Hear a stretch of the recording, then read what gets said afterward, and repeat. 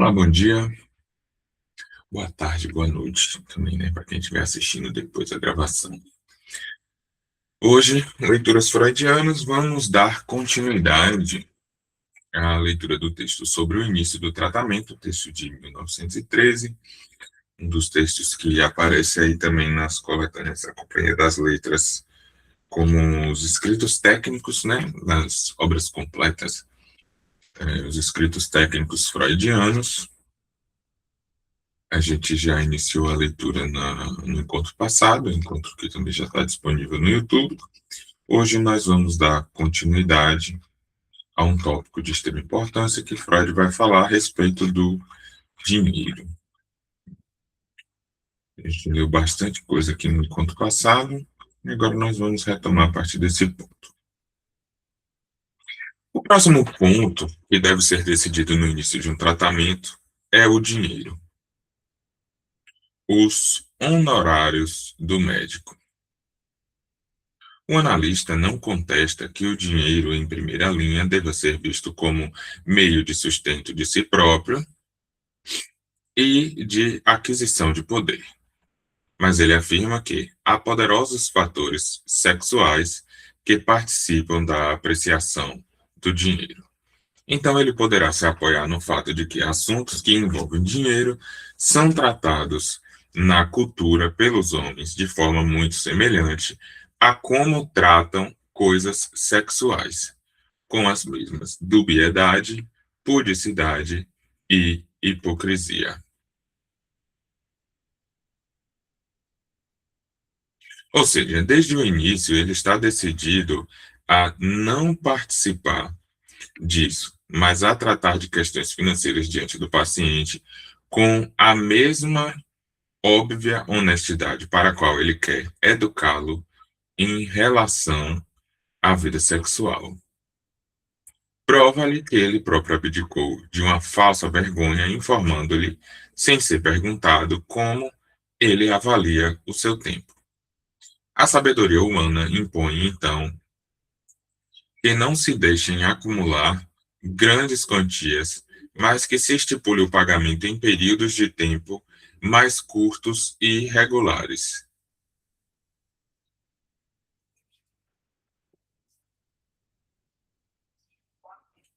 Por exemplo, mensalmente. Como se sabe, não melhoramos a apreciação do tratamento por parte do paciente se cobrarmos muito pouco. Essa não é, como sabemos, a prática comum do neurologista ou do internista na sociedade europeia.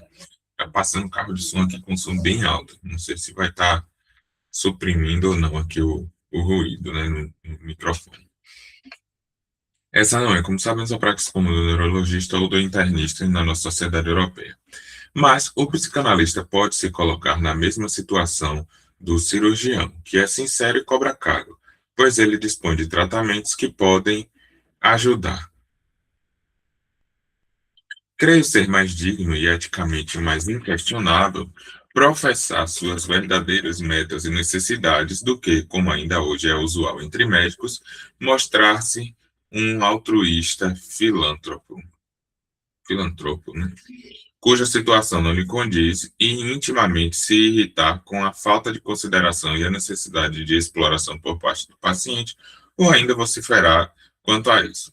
Pelo seu direito a pagamento, o analista ainda saberá fazer valer o argumento de que, mesmo com trabalho pesado, ele nunca receberá tanto quanto outros médicos especialistas. Pelos mesmos motivos, ele pode recusar o tratamento não remunerado, não fazendo exceções para colegas ou parentes. Em última exigência, parece contrariar o coleguismo médico, mas lembre-se de que um tratamento grátis significa muito mais para um psicanalista do que para qualquer outro, que é a subtração de uma significativa fração de seu tempo de trabalho remunerado, uma oitava ou sétima parte e assemelhados, ao longo de vários meses. Um segundo tratamento grátis concomitante já lhe rouba um quarto ou um terço de sua capacidade de remuneração, o que seria equiparável ao efeito de um grave acidente traumático.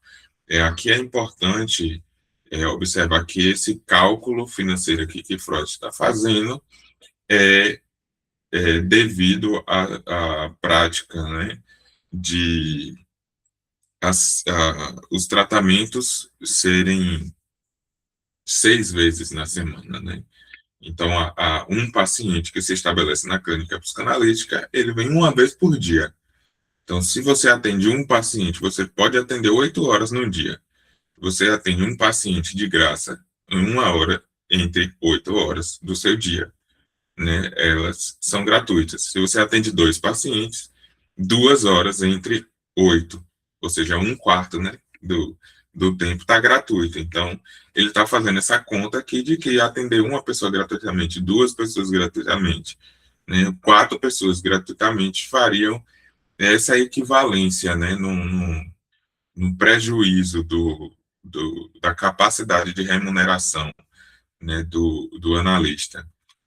É, claro, a gente não trabalha nessa lógica, né, de tempo aqui no Brasil e nos tempos de hoje. Não é paciente uma vez por dia, é paciente uma vez por semana.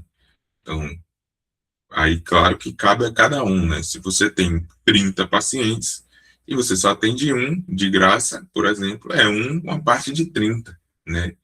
Que está sendo, digamos assim, o prejuízo para a capacidade de remuneração do analista não é tão afetada. Mas se você atende 5 pacientes e um é de graça, então é uma parte de 5 de capacidade. Essa seria a problemática que Freud está colocando em questão aqui nesse ponto.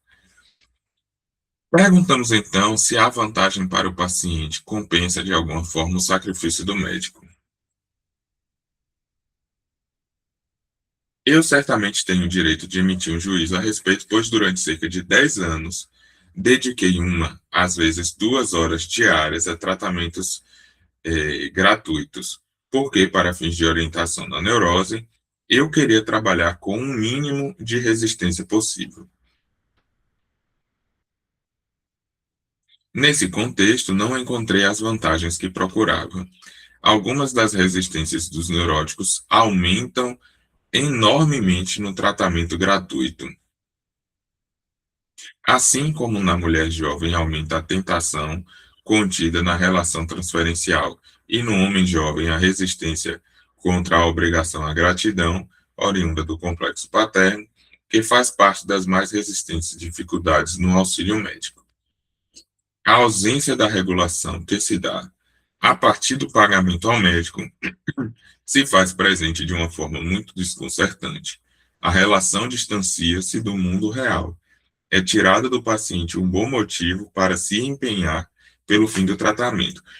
Aqui está entrando deixa eu molhar as palavras aqui.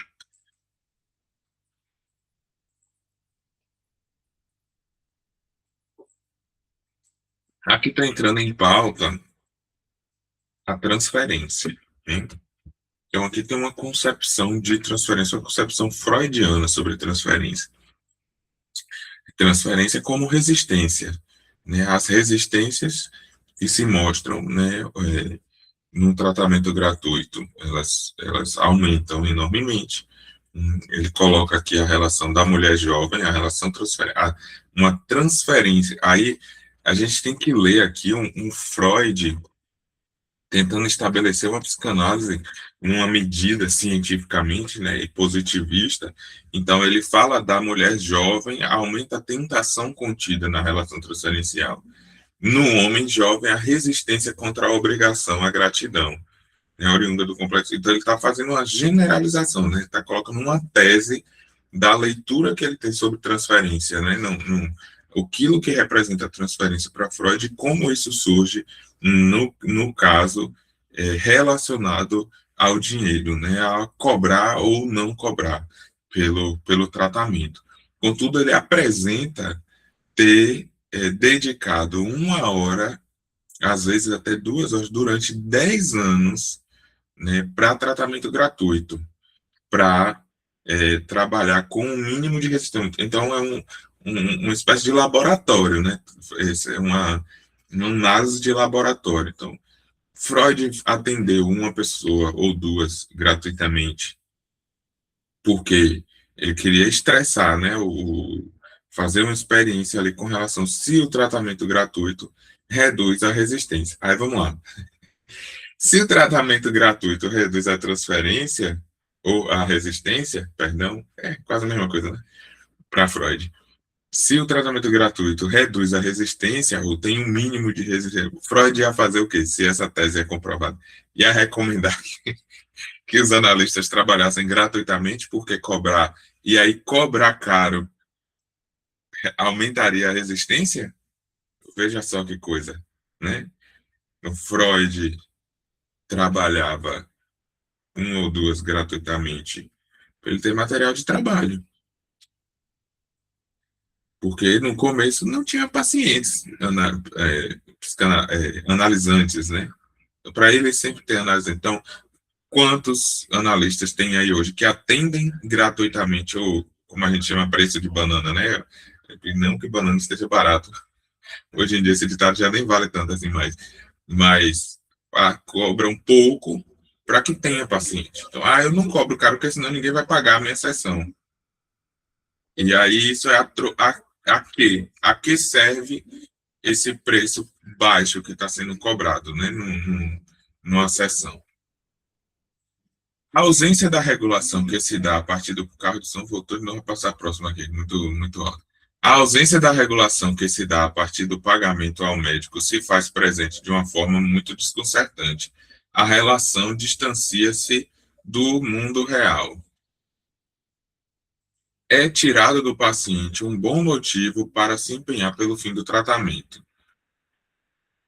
Ou seja, o empenho para o fim do tratamento é parar de pagar pela análise. Olha a tese de Freud aqui, né? Pode-se estar bem distante da condenação ascética do dinheiro e, mesmo assim, lamentar que a terapia analítica fique quase inacessível aos pobres, por motivos tanto externos quanto internos. Há pouco a se fazer contra essa situação. Talvez esteja certa a afirmação muito disseminada de que sucumbe menos à neurose aquele que é forçado ao trabalho árduo, dadas as necessidades da vida.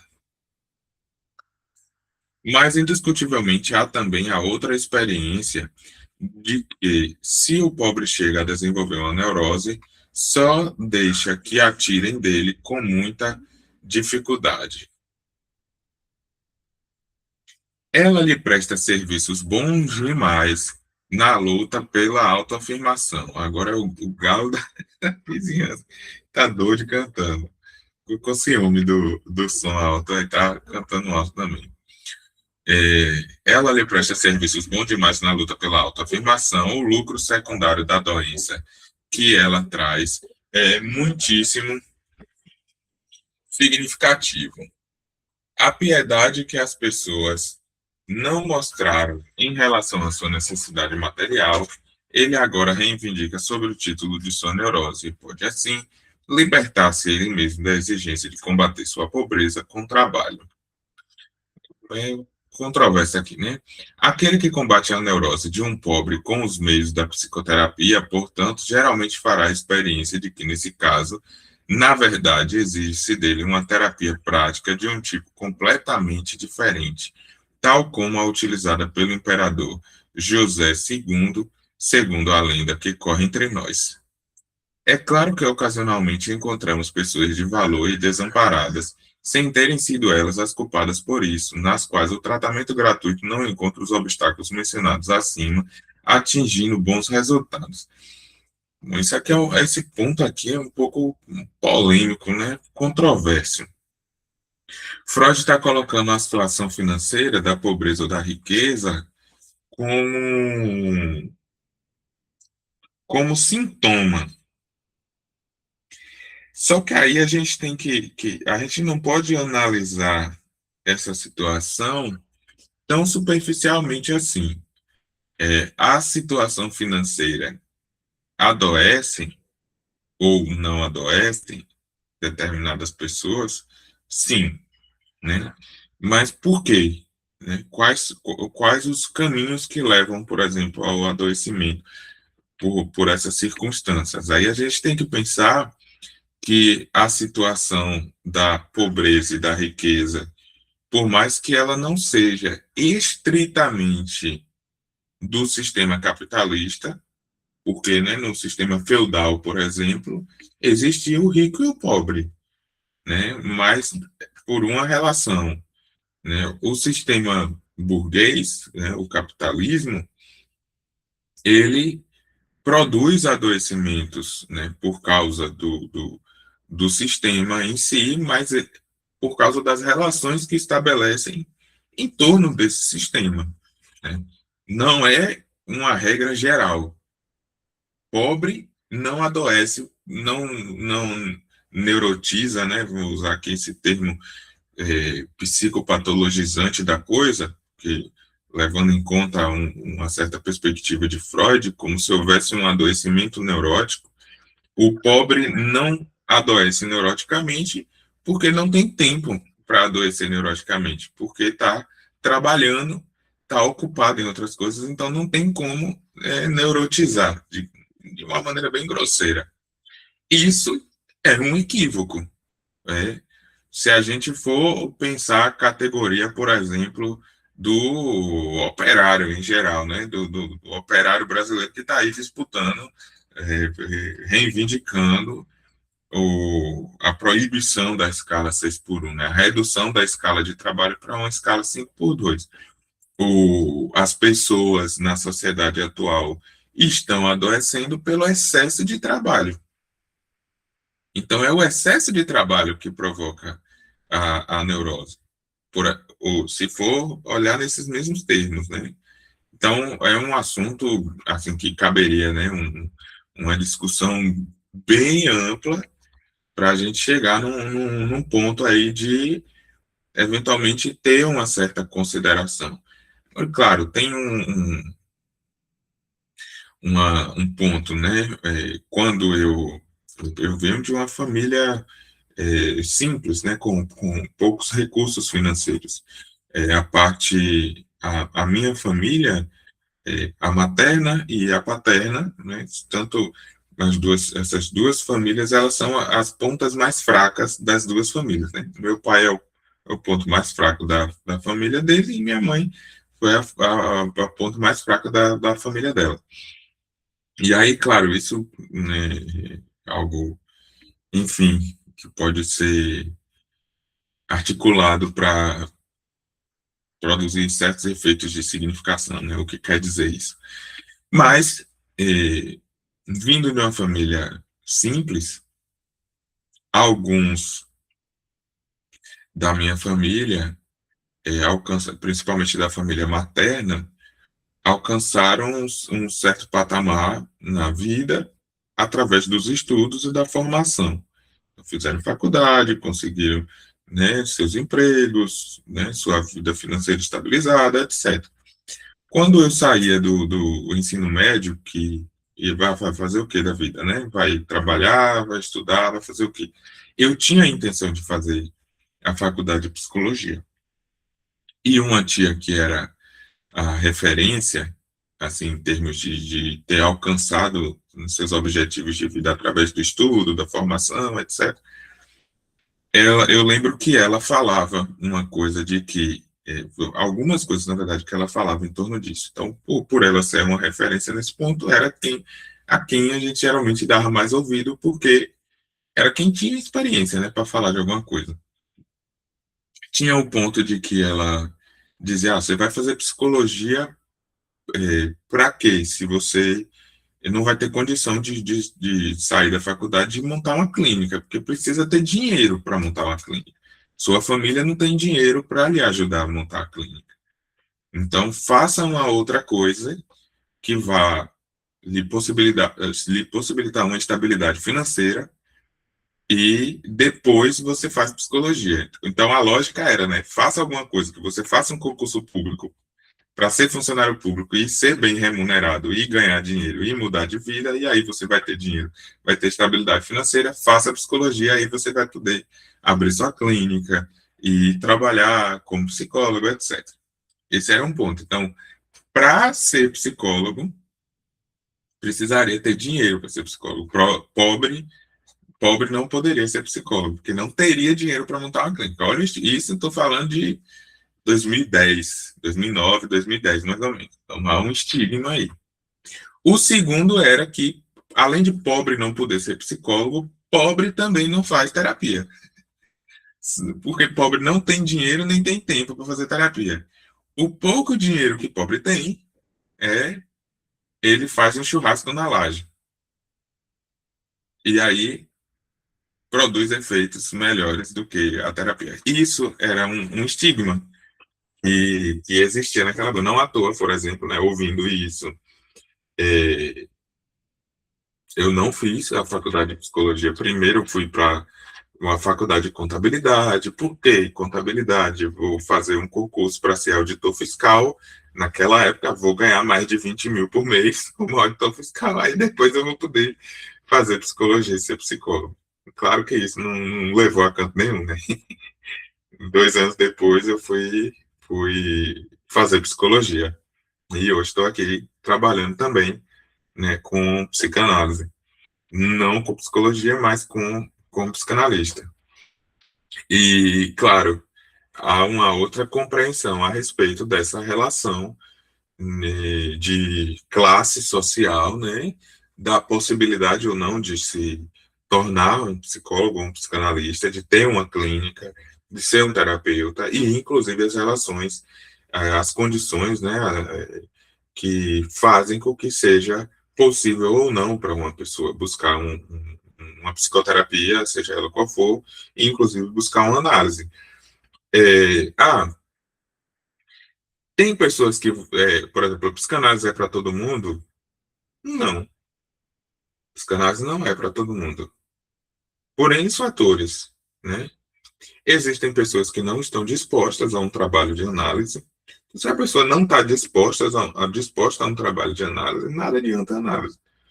Aí vai desperdiçar dinheiro, vai pagar por sessões, vai chegar lá, vai se estressar, vai se arrepender depois de ter gasto aquele dinheiro, porque não vai trabalhar, não vai operar. É, se todo mundo tivesse disposto a um trabalho de análise, não seria bacana que todas as pessoas passassem por um processo de análise, minimamente, né? Não vamos dizer que não seria bacana.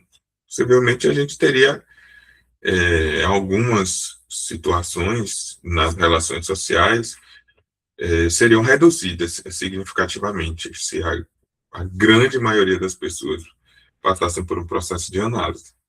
Mas isso não significaria que todas as pessoas que passaram por processo de análise teriam ótimas relações sociais. A gente está avisado disso já. Um outro ponto é que pessoas que passam por determinadas situações, mas não fazem um processo de análise ou um processo de psicoterapia e de repente fazem um churrasco na laje todo domingo. Eu ia uma vez na semana, falar ali por 30, 40, 50 minutos com um analista. Ou toda semana eu passar o domingo à tarde todo me divertindo com familiares, amigos, no churrasco na laje. É a mesma coisa? Não, não é a mesma coisa. A médio e longo prazo não produzem o mesmo efeito. Mas a curto prazo, não podemos desconsiderar de que essas situações produzem efeitos terapêuticos semelhantes, né?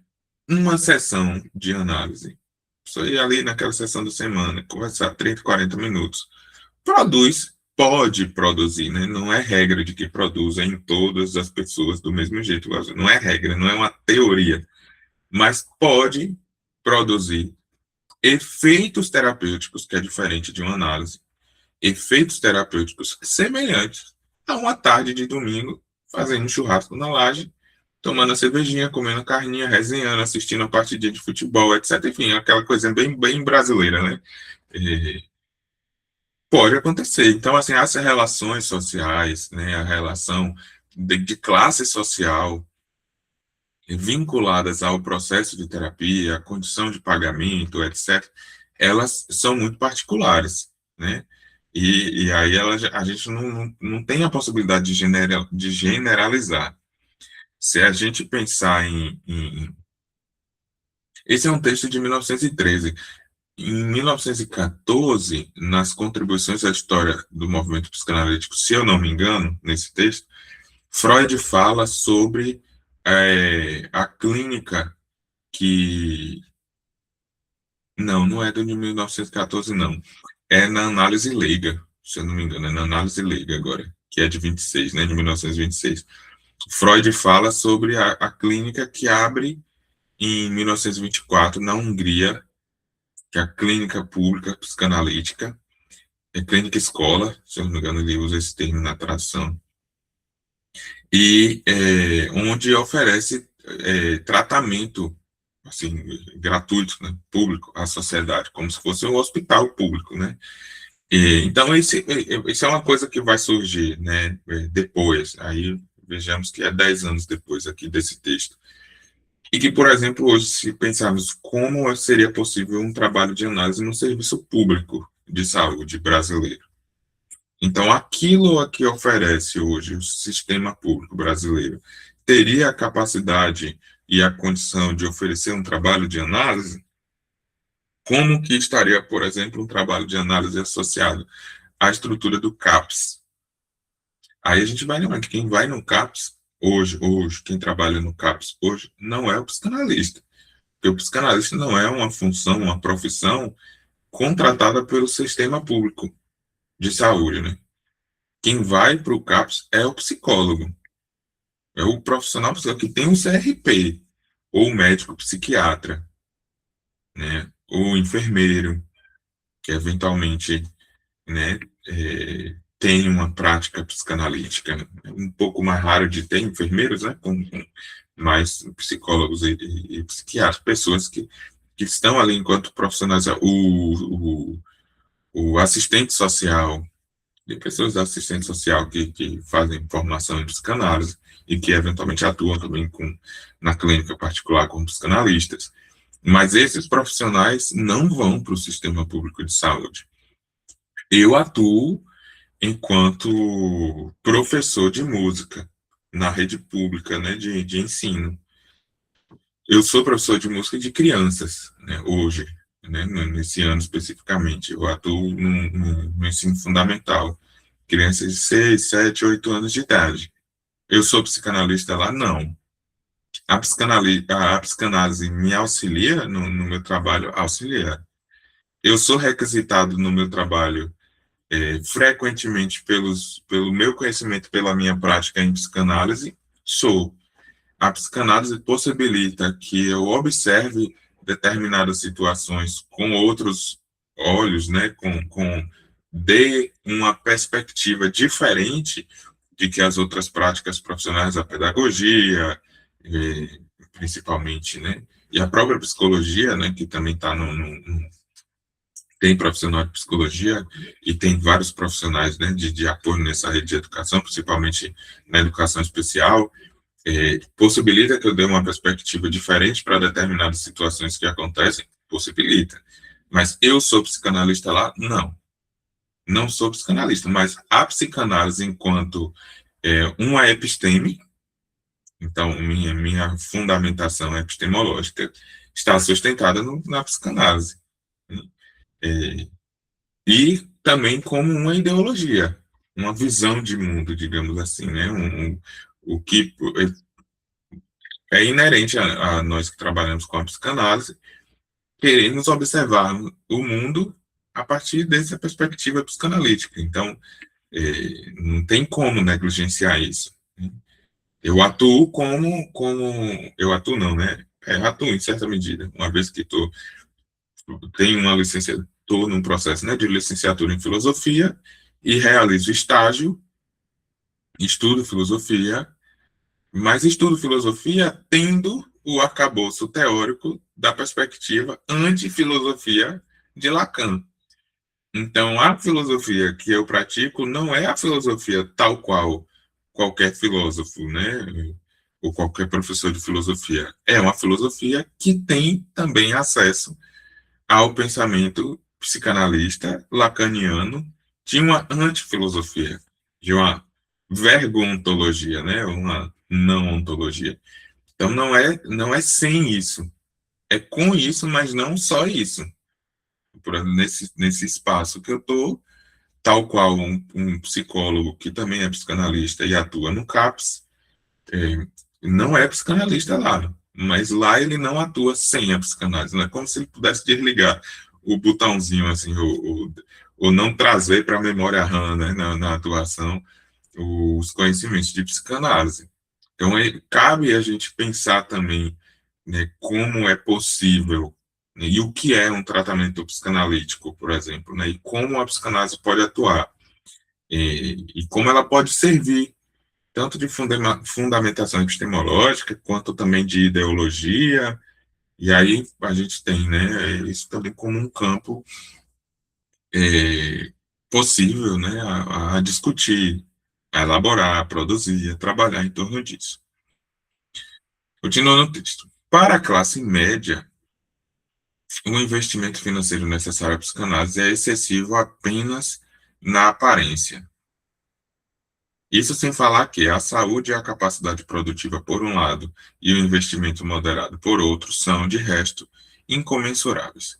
Se somarmos os gastos intermináveis em sanatórios e no tratamento médico, contrapondo-os ao aumento da capacidade produtiva e de trabalho após um tratamento encerrado com sucesso, podemos dizer que os doentes fizeram um bom negócio. Não há nada mais caro na vida do que a doença e a estupidez. Antes de encerrar estas observações sobre o início do tratamento analítico, cabe ainda uma palavra acerca de um certo cerimonial na situação na qual é conduzido o tratamento. Antes de dar continuidade aqui, porque parece que ele vai abrir outro ponto, aqui há ainda uma psicanálise positivista, né, em certa medida. Uma psicanálise tal qual a gente tem é, a psicoterapia hoje.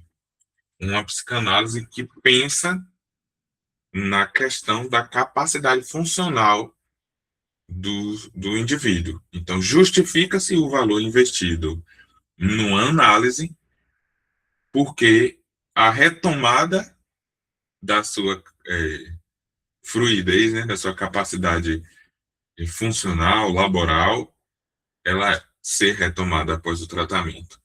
Então, Freud ainda está colocando o alto preço a se pagar por um tratamento de análise como justificável por causa do retorno que a psicanálise vai dar à capacidade de fluidez dessa pessoa.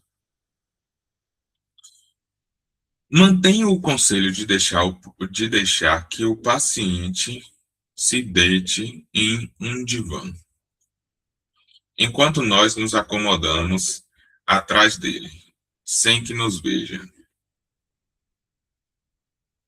Este dispositivo tem um sentido histórico, ele é um resquício do tratamento hipnótico, a partir do qual se desenvolveu a psicanálise, mas por vários motivos merece ser mantido.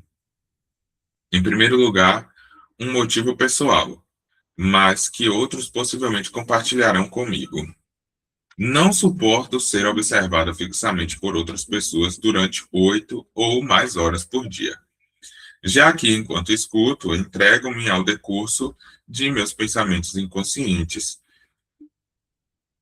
Não quero que as minhas questões forneçam aos pacientes material para interpretações ou que os influenciem em suas comunicações. O paciente geralmente entende a situação que lhe é imposta como privação, resistindo a ela, especialmente quando a pulsão de olhar, o voyeurismo, tiver um papel importante na sua neurose. Mas me mantenho irredutível quanto a essa medida, que tem a intenção e o efeito de prevenir a mistura imperceptível da transferência com aquilo que ocorre ao paciente, de isolar a transferência e, no tempo certo, deixá-la aflorar como resistência, descrita de forma clara e precisa.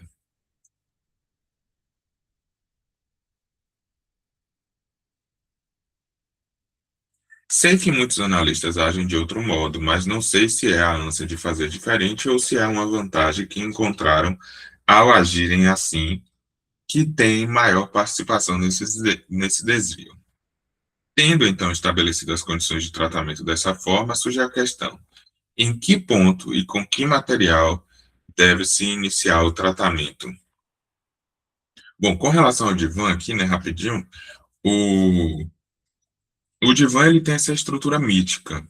Ah, não suporto ser visto, ser olhado por 8 horas seguidas. Pronto. Se você decide atender 8 horas, você abriu sua clínica agora,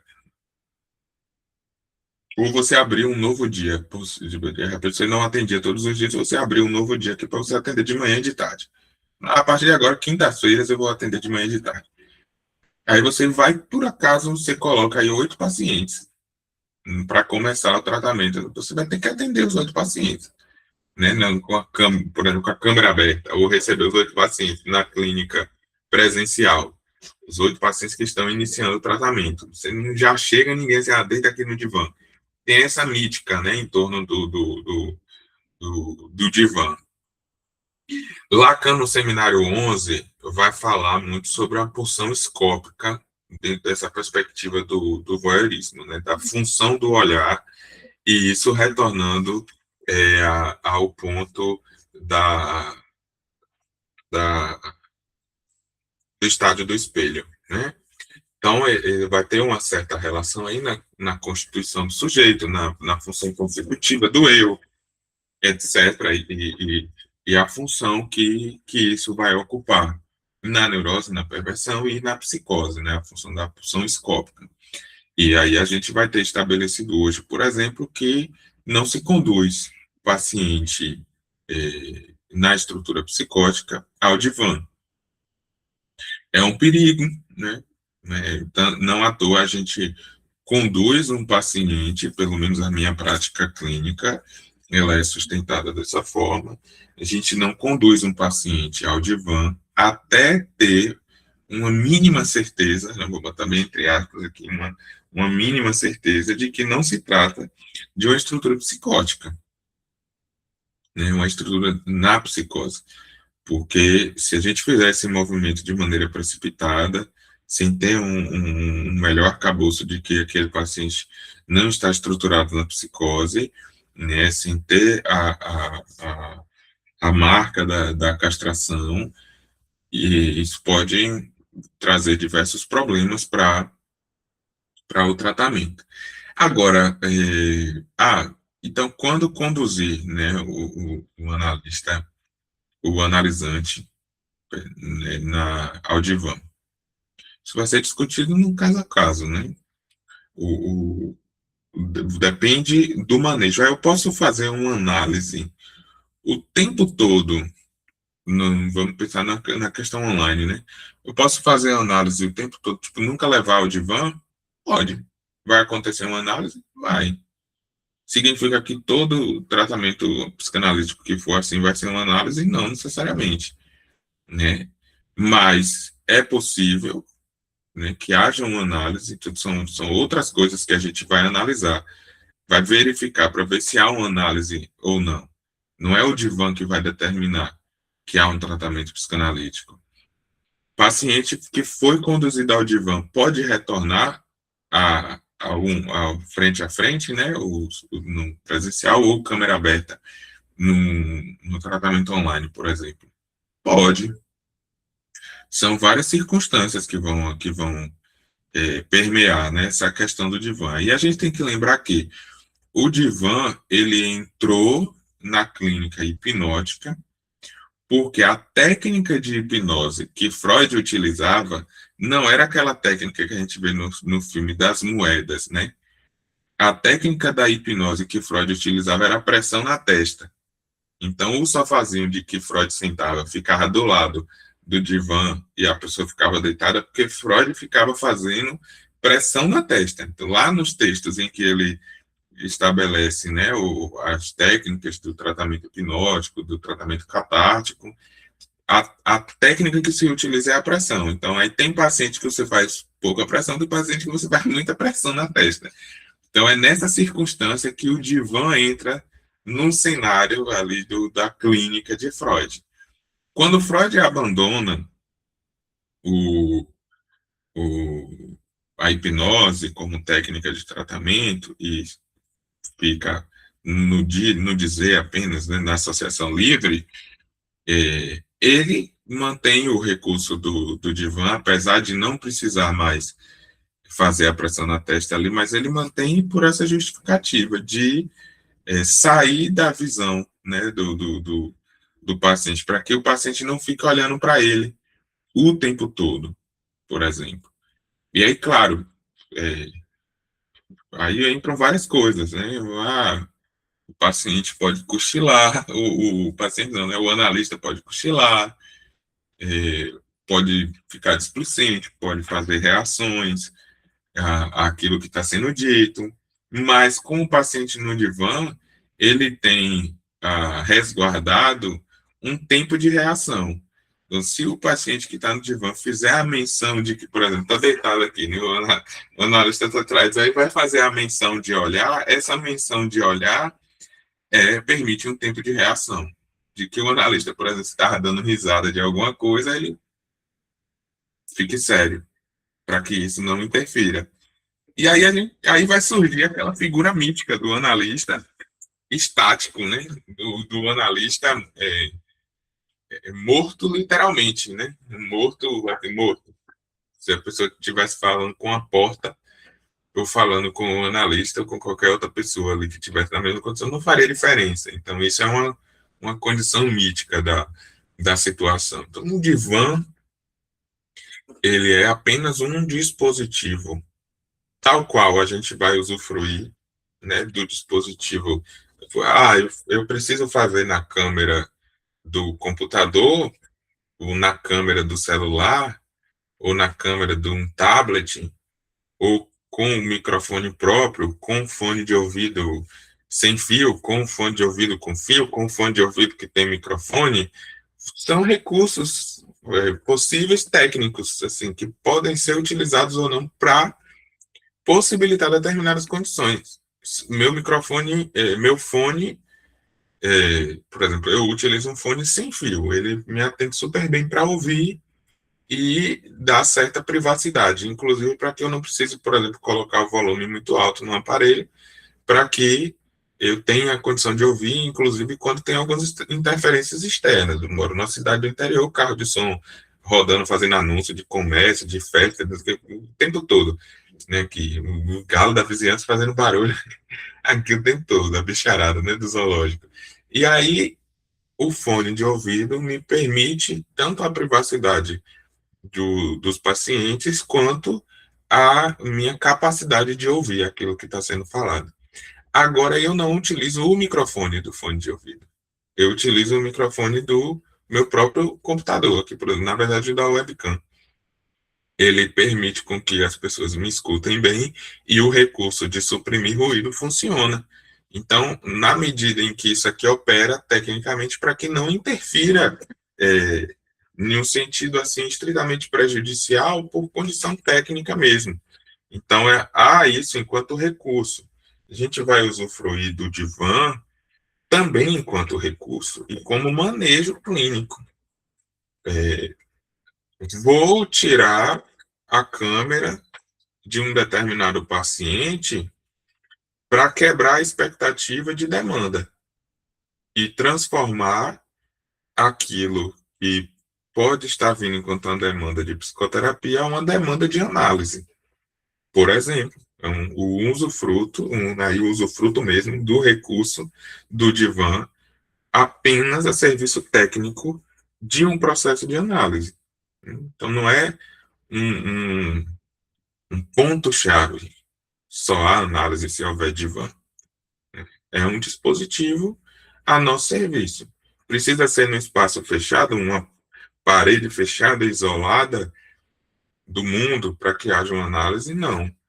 Eu posso botar uma mesa de plástico da Skin Cariol no meio de uma praça, com duas cadeirinhas uma do lado da outra, sentar em uma e aguardar que uma pessoa se sente na outra ali, e pode haver uma análise naquele espaço.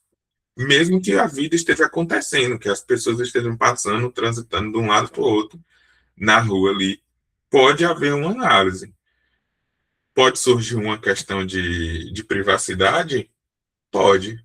Se houver a sensação de que está sendo ouvido e que há um prejuízo em aquilo ser dito para todas as pessoas, pode.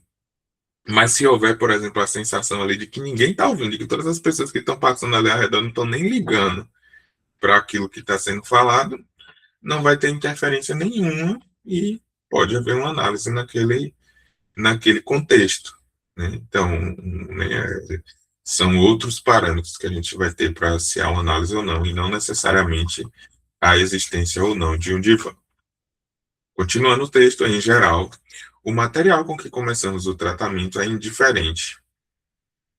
Seja ela a história da vida, seja a história da doença ou lembranças da infância do paciente. Mas, em todo caso, deixamos que o paciente conte e deixamos a cargo dele a escolha do ponto inicial.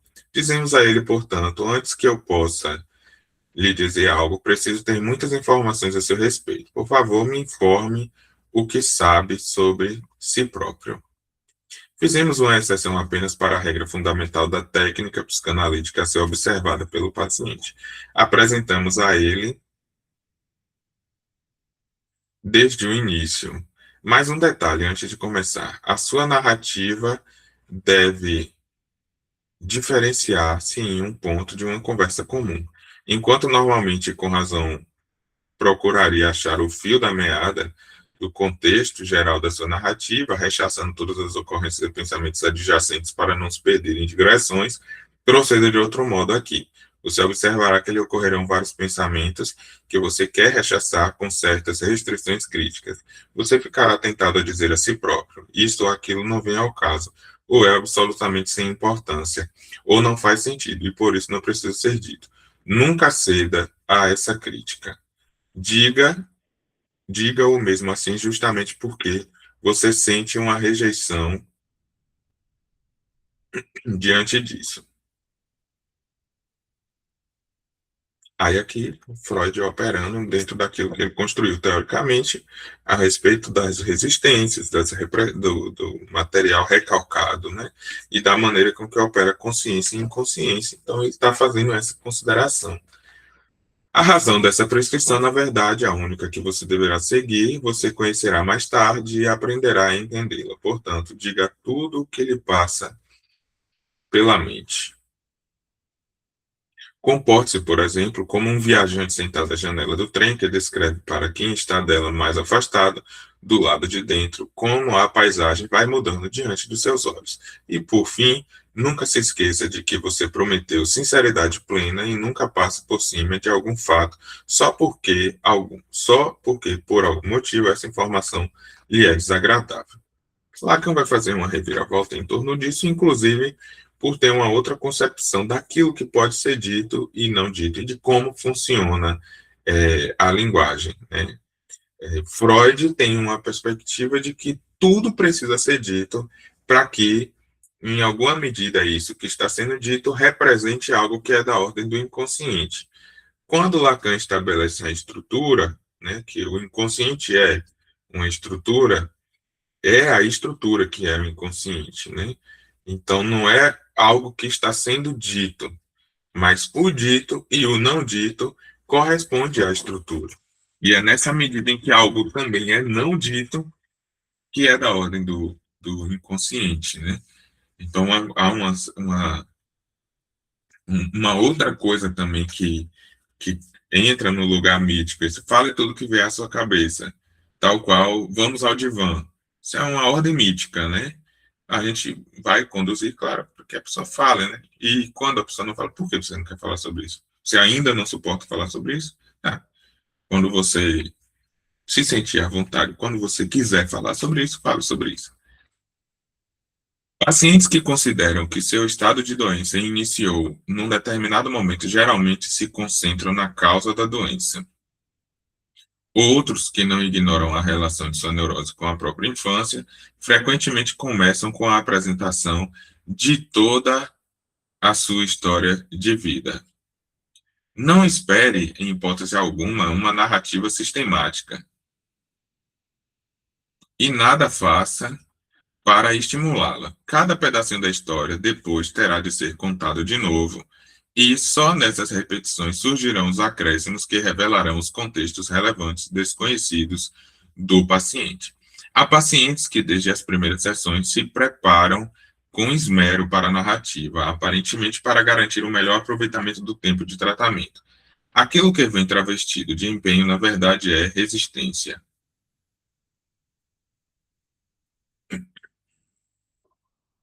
Desaconselhe tais preparações, que servem apenas de proteção contra o surgimento de ocorrências indesejadas. Por maior que seja a sinceridade que um paciente acredite em sua intenção louvável, não há escapatória. A resistência cobrará o seu quinhão no tipo de preparação intencional e mostrará o seu poder, fazendo com que o material mais precioso escape de ser comunicado.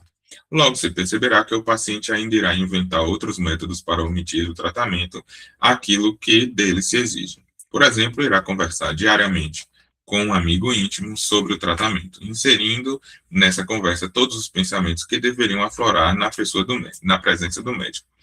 O tratamento, então, terá sofrido um vazamento pelo qual escoa justamente o melhor de tudo. Sendo assim, logo chegará o momento de aconselhar o paciente que encare o seu tratamento analítico como um assunto que diz respeito apenas ao seu médico e a ele próprio, excluindo todas as outras pessoas, por mais próximas ou curiosas que sejam sobre o assunto. Em estágios posteriores do tratamento, geralmente o paciente acaba não sucumbindo mais a essas tentações. Até onde avança aqui o texto? Avança um pouquinho. Ver se dá conta de terminar. Doentes que queiram manter em sigilo o tratamento, muitas vezes porque mantiveram em segredo a sua neurose, não terão nenhum obstáculo de minha parte a esse respeito. Evidentemente, é inadmissível que, devido a essa reserva, alguns dos melhores resultados na cura tornem-se sem efeito no convívio com os outros. A opção dos pacientes pelo sigilo, obviamente, já evidencia um traço de sua história secreta. Se desde o início incutirmos no paciente a orientação de que ao longo do tratamento ele informe o menor número de pessoas possível a respeito, nós o protegeremos até certo ponto de muitas influências hostis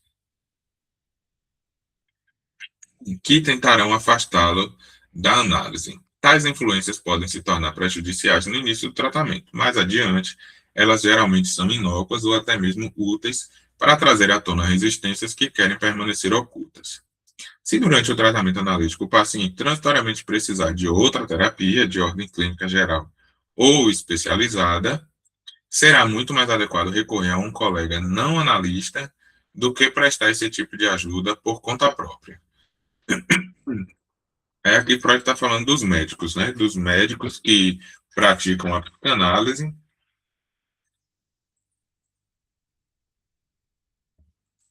e, e que, eventualmente, né, os pacientes chegam, tô com a gripe, tô com não sei o quê, tô com apendicite, enfim, chegam com outras circunstâncias clínicas, ele está recomendando aqui que seja indicado, né, para um outro médico. Mas isso também cai no mesmo lugar de, por exemplo, atender pessoas conhecidas, amigos, atender pessoa que faz supervisão, participa de grupos de estudo, por exemplo, no contexto de hoje, né, onde o trabalho online, você encontra na mesma pessoa o analista, o supervisor, o transmissor, né, alguém que transmite a psicanálise, é o professor de psicanálise, e tem a situação ainda de outros serviços, né, que as pessoas acabam prestando. Então, tem pessoas que eventualmente trabalham com alguma coisa de artesanato,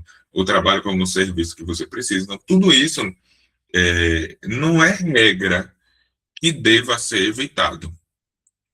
Há possibilidade de produzir efeitos contraditórios, né, nessas outras relações estabelecidas. Então, se há essa possibilidade, você pode, enquanto analista, optar por não abrir espaço para essas circunstâncias. Então, eu evito que eu conduza o paciente na condição de analista e na condição de supervisionando, no caso, né, sendo analisante e sendo supervisionando também. Ou analisantes que também participam dos grupos de estudo. Você pode escolher não é, atuar dessa forma por uma questão assim de prevenir mesmo as possibilidades. Eu não quero correr esse risco de acontecer determinada coisa por causa disso. Mas não é uma regra dogmática, assim, você não deve fazer isso. É uma escolha apenas, uma condição. E isso vai aparecer. Da mesma forma que, por exemplo, se você tem um analisante que também participa de um grupo de estudo seu, ou de uma supervisão, seu supervisionando também, é, eventualmente coisas vão aparecer como tema da sessão em torno disso. E aí você vai ter que ser trabalhado e manejado naquilo que compreende o trabalho de análise. Se você é resistente a isso, do tipo, você tem um analisante, que ele quer ser seu supervisionando, quer fazer supervisão com você, ou quer participar de um grupo de estudo seu, e você não autoriza isso, isso vai aparecer na análise. Essa ausência de autorização, né, ou essa não autorização, essa proibição, né, pode aparecer de diversas formas. Isso vai precisar ser trabalhado e manejado no caso. Agora, se você aceita, se você assume esses trabalhos, é preciso estar avisado que alguma coisa pode dar errado. Assim, errado não, né? Alguma coisa pode ruir dessa relação.